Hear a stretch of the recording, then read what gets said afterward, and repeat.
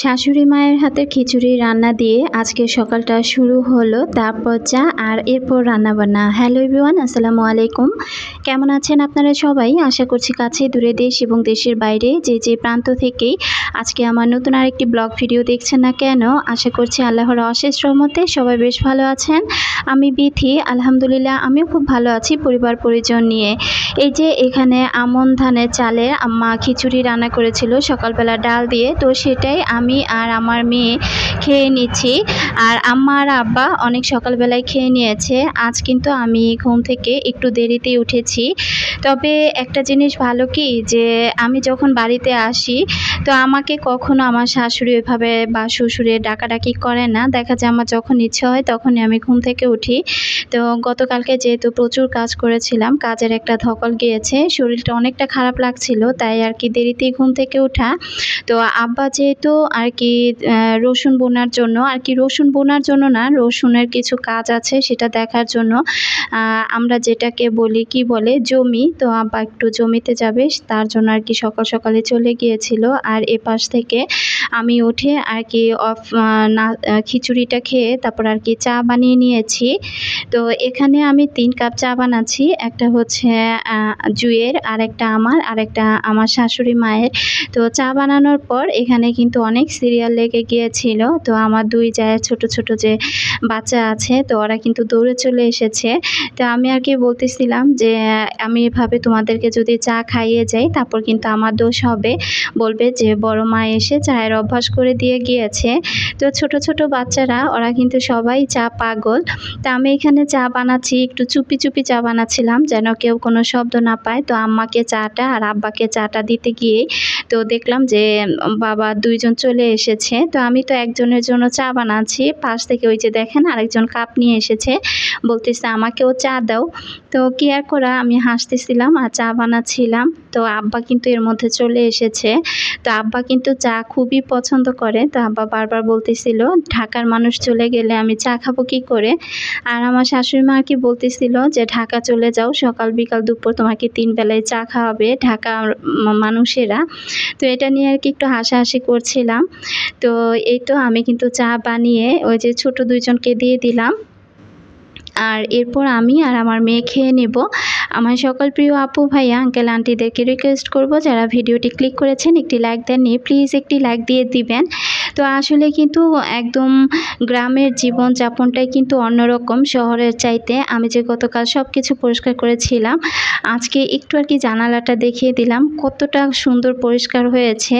আর আমার কাছেও কিন্তু ভীষণ ভালো লাগছিল। আসলে ঘরদোর পরিষ্কার থাকলে যত গরমই থাক না কেন মনে হয় যে অন্যরকম একটু শান্তি কাজ করছে। তো যাই হোক, আমি এখানে দুপুরে রান্না বান্না করার জন্য এই তো এখানে কাটাকাটি করতে বসেছি। তো আব্বা আর কি বাজার নিয়ে এসেছে, তো সবজি বাজার আব্বাকে নিয়ে আসতে বলেছিলাম। তো আব্বা অনেকগুলো বাজার নিয়ে এসেছে আর কি, ভেন্ডি, ধুন্দুল, তারপরে আলু, অনেক কিছু নিয়ে এসেছে। তো আর কি ওগুলো আর শেয়ার করলাম না, ওগুলো আমার ছোট জায়ের ফ্রিজে রেখে দিয়েছি। আর এপাশ থেকে আমি পেঁয়াজ আর কাঁচামরিচগুলো কুটে নিচ্ছি।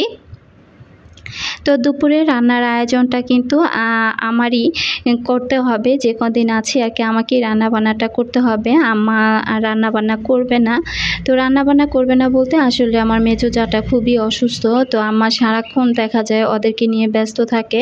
তো কি আর করা, আমি যেহেতু এসেছি তো রান্নাবান্নাটা করাতে আম্মা আর কি একটু সুবিধা হয়েছে, আমার আর কি একটু শান্তি পেয়েছে।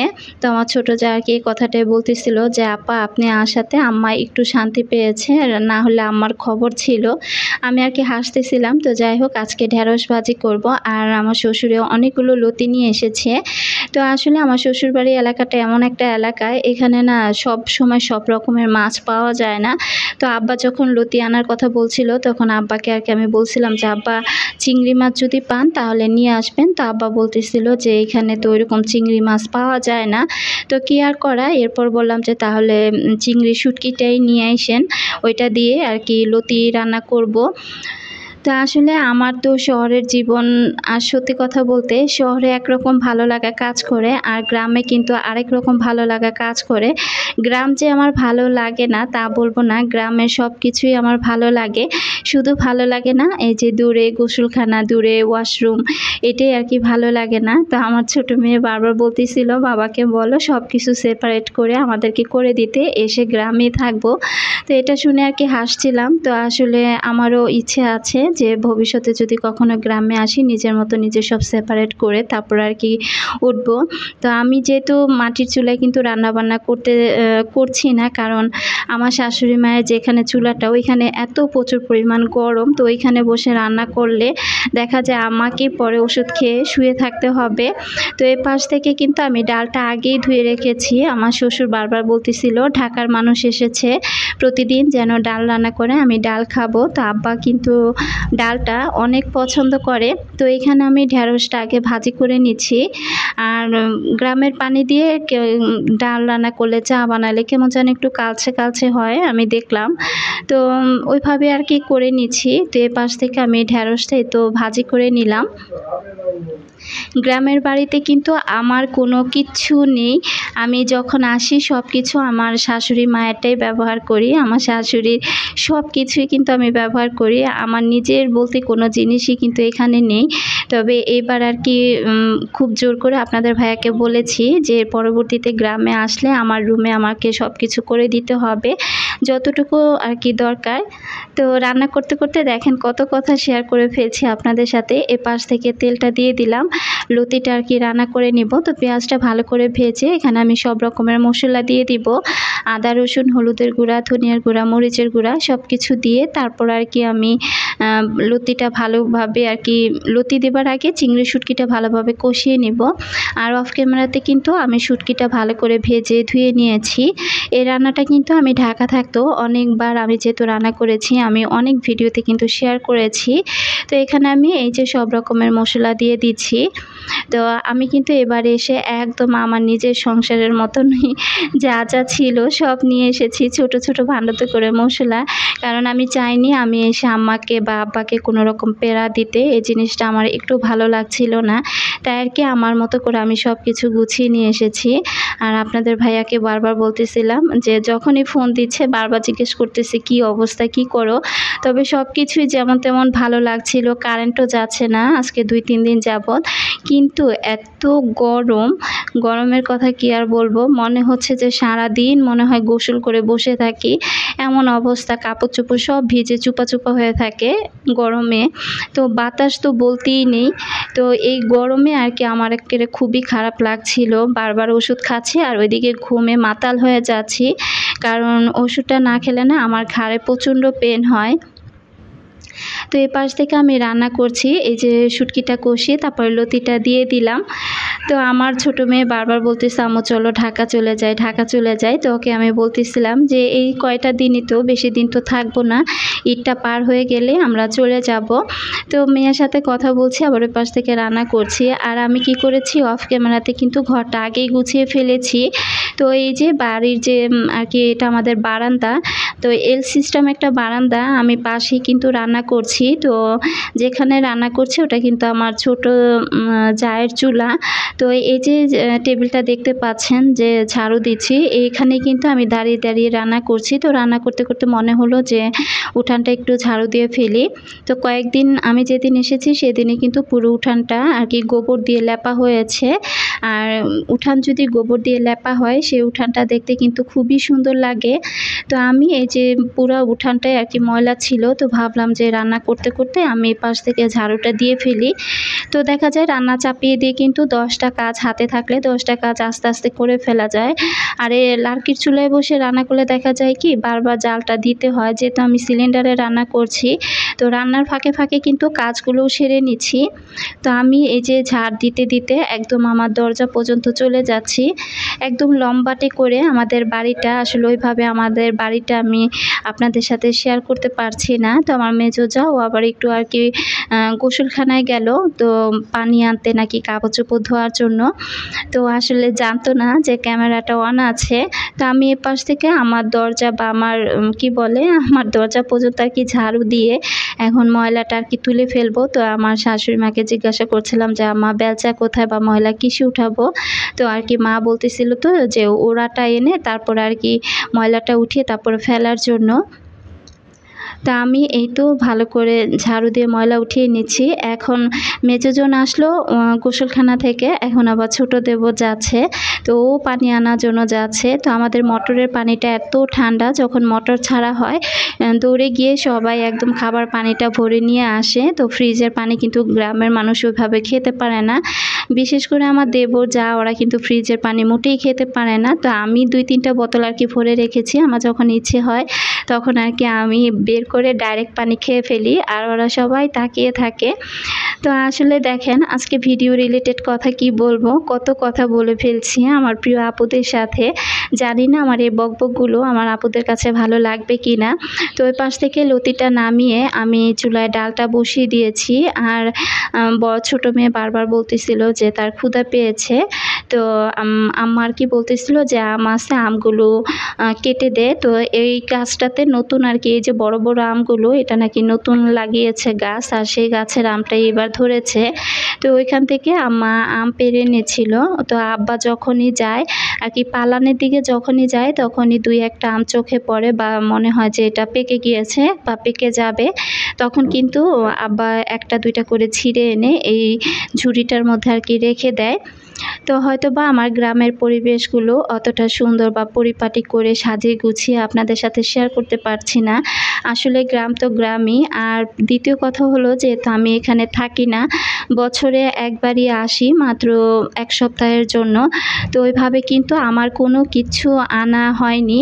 আর আপনাদের ভাইয়াকে যখনই কোনো কিছু আনার কথা বলি সে বারবার বলে 1 সপ্তাহের জন্য গিয়ে থাকো, তোমার আবার কি দরকার বাড়িতে এটা সেটা নেয়ার।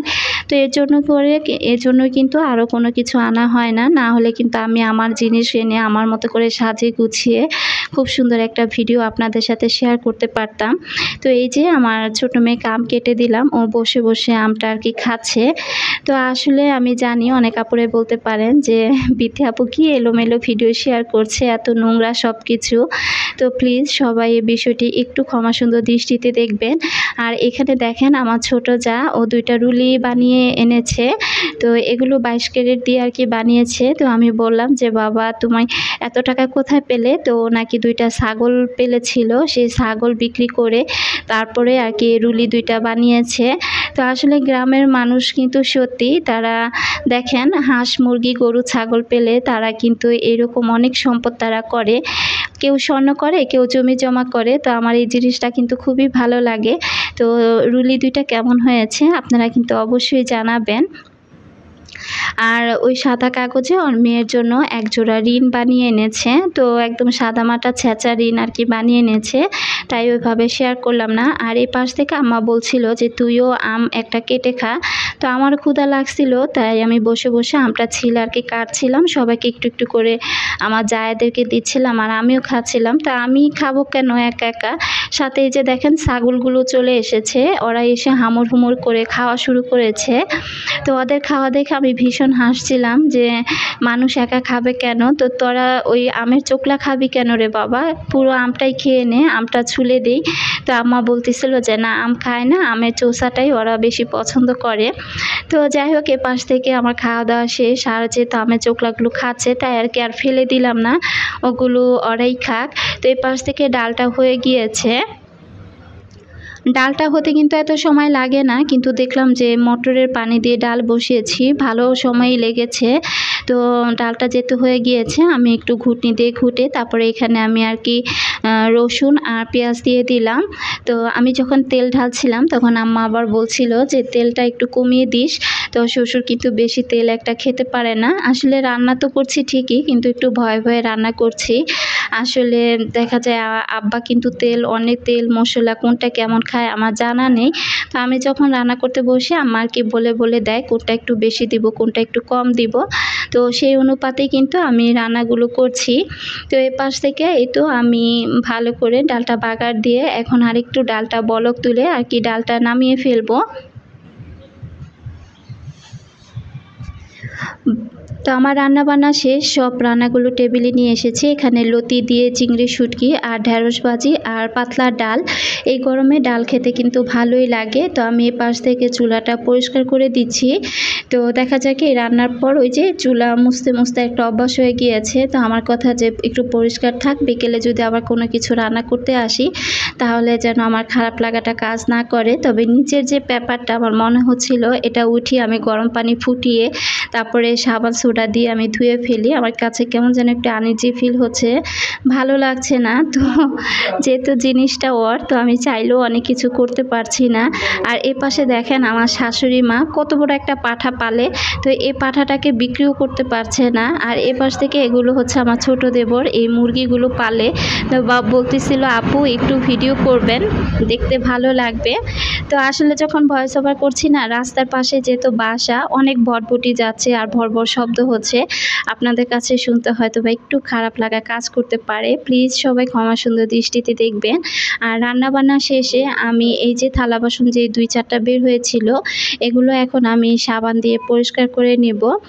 আর এত গরম, এই গরমে কিন্তু আমি দুপুরবেলা গোসলটা খুব কমই করছি। দেখা যায় একদম বিকেল বা সন্ধ্যা হলে তারপর আর কি গোসলটা করি। এই গরমে কিন্তু টিকাটা খুব কঠিন হয়ে যাচ্ছে। আমার প্রিয় আপুরা কারাই পর্যন্ত আছেন আমি জানি না, যারা যারা গ্রামে গিয়েছেন বা আমার ভিডিওটি দেখবেন প্লিজ আপনারা বলবেন তো যে আপনারা কে কোন এলাকা থেকে আমার ভিডিওটি দেখছেন, আর কোন কোন এলাকায় এই প্রচণ্ড পরিমাণে গরম আপনারা সহ্য করে বাড়িতে ঈদ করছেন।